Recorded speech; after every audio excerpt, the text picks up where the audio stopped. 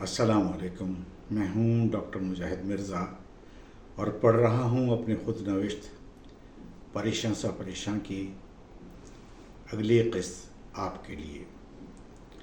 अगले रोज़ मेरे दोस्त रोशन अली मलक के बड़े भाई मलक इमदाद अली घल्लू, जो मुल्तान में ही मजिस्ट्रेट थे, मुझे मिलने के लिए आए थे। उन्होंने मुझे सुपरिटेंडेंट जेल मसूद कुरैशी के दफ्तर में ही बुला लिया था, जो जेल के ड्योढ़े के ऊपर दूसरी मंजिल पर था। मैंने जाकर मलक इमदाद अली साहब से हाथ मिलाया था। उन्होंने उठकर गले लगाया था। मैं खड़ा रहा था। मसूद कुरैशी ने जेल के असूल बालाए रखते हुए मुझे कहा था कि बैठ जाओ और पूछा था कि कोई मसला हो तो बताओ। मैंने कहा था कि जेल में होना आज खुद एक मसला है जिसका आपके पास हल नहीं है, लेकिन हमें मुजरिमों के साथ अगर हो सके तो कभी बंद ना किया जाए। उन्होंने कहा था तुम मेरे बच्चों की तरह हो। मेरा एक बेटा निश्तर में पहले साल का तालिब इल्म है। मुझे गवर्नर मुस्तफ़ा अखर के कड़े अहकामात हैं कि आप लोगों से सख्ती बरती जाए, लेकिन मैं अपने तौर पर इससे एतराज़ कर रहा हूँ। मैंने शुक्रिया अदा किया था और मलक साहब को खुदा हाफिज़ कहकर वापस अपने साथियों के पास आ गया था। मलक साहब जाते जाते काम दिखा गए थे। कोठरियाँ बंद होने से थोड़ी देर पहले जेल के डॉक्टर बज़ात खुद क्वारंटाइन में आए थे और उन्होंने मुझे कहा था कि तुम्हें जेल के अस्पताल में मुंतकिल किया जा रहा है। मैंने इनकार किया था कि मैं अपने साथियों के साथ ही रहना चाहता हूँ, मगर उन्होंने ये कहकर मेरी ज़ुबान बंद कर दी थी कि ये मेरा हुक्म है। मैं अपना सामान उठाकर जब वार्डन के साथ जाने लगा तो शादी समेत सभी मुझसे गले मिले थे और कुछ ने तो रश्क भी किया था। जेल का अस्पताल जेल की जन्नत समझा जाता है। वहाँ स्प्रिंगों वाले चारपाइयाँ, साफ़ सुथरी बिस्तर की चादरें और साफ़ सुथरे गिलाफ़ों वाले तकिए होने के अलावा ग़िज़ा भी अच्छी होती है और जेल में घूमने की आज़ादी भी। पहली रात मुझे चारपाई नहीं मिली थी और जेल के वार्ड बॉय नंबरदार ने मुझे ज़मीन पर ही गद्दा लगा दिया था। मैं किताब पढ़ने की कोशिश करता रहा था, लेकिन हन्नू के छज्जे के एक नौजवान की चीखों पुकार की वजह से नींद मफकूद थी। एक दफ़ा वो हाय हाय करता मेरे मोहम्मदी बिस्तर पर आ गिरा था। उसको कोई ऑपरेशन हुआ था जिसके ज़ख्म में दर्द हो रहा था। या तो उसके दर्द सहने की ताकत कम थी या फिर वो दिखावा ज़्यादा कर रहा था। बिलाखिर बहरहाल वो सो गया था और मुझे भी नींद आ गई थी। सुबह उठा, नाश्ता किया और जेल में घूमने निकल गया था। पहली बार गौर से जेल देखी। इर्द गिर्द बैरकें थीं और ऐन बीच में एक पीपल का दरख्त था जिसके गिर्द ईंटों से एक गोल चबूतरा बनाया गया था। इसे जेल का चक्कर कहते थे।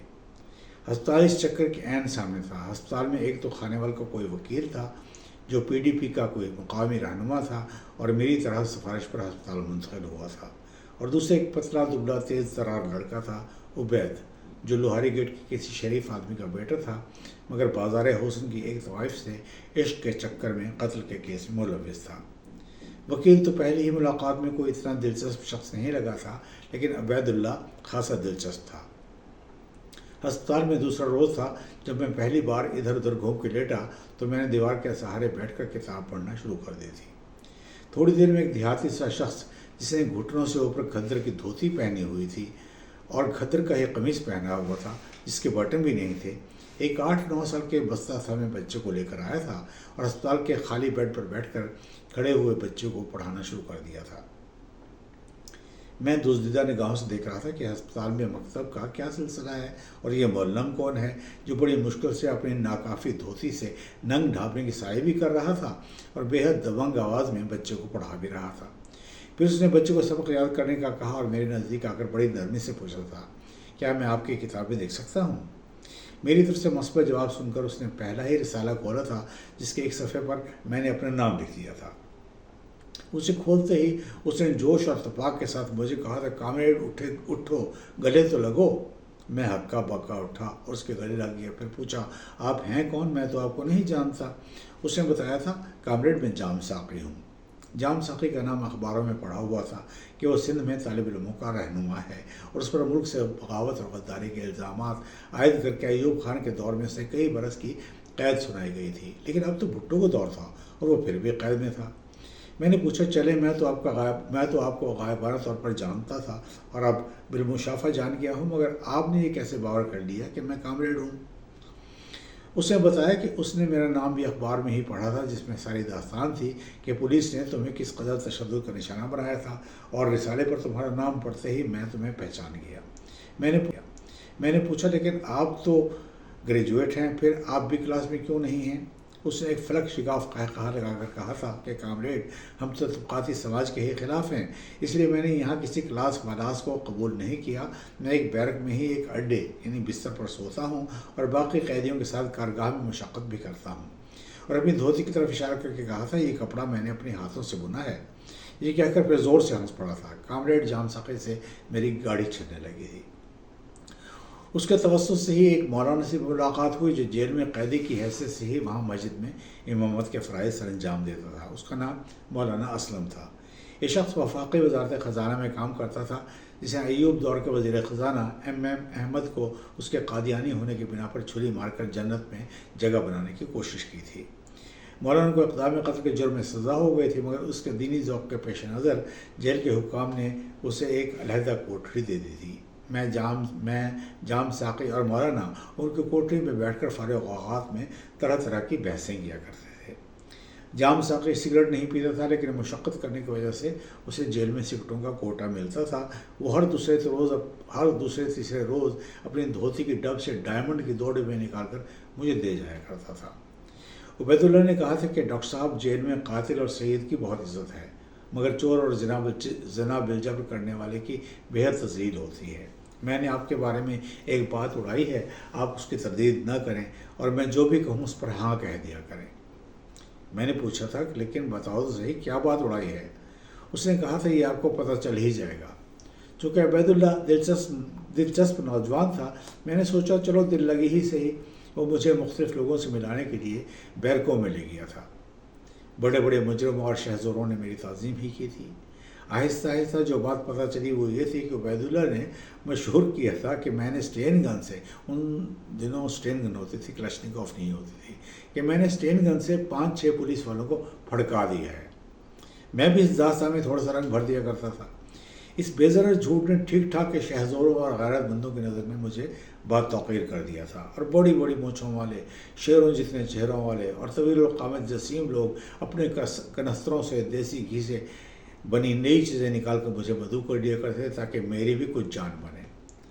ہسپتال منتقل ہونے کے ساتھ ساتھ میرا کھانا بھی باہر سے آنے لگا تھا، جس کو وصول کرنے کی خاطر 2 بار جیل کے صحن میں کھلنے والے بڑے گیٹ کی چھوٹی کھڑکی کے پاس جانا ہوتا تھا، جہاں سے وارڈن ہم چند لوگوں کے ٹفن ہمارے حوالے کیا کرتا تھا۔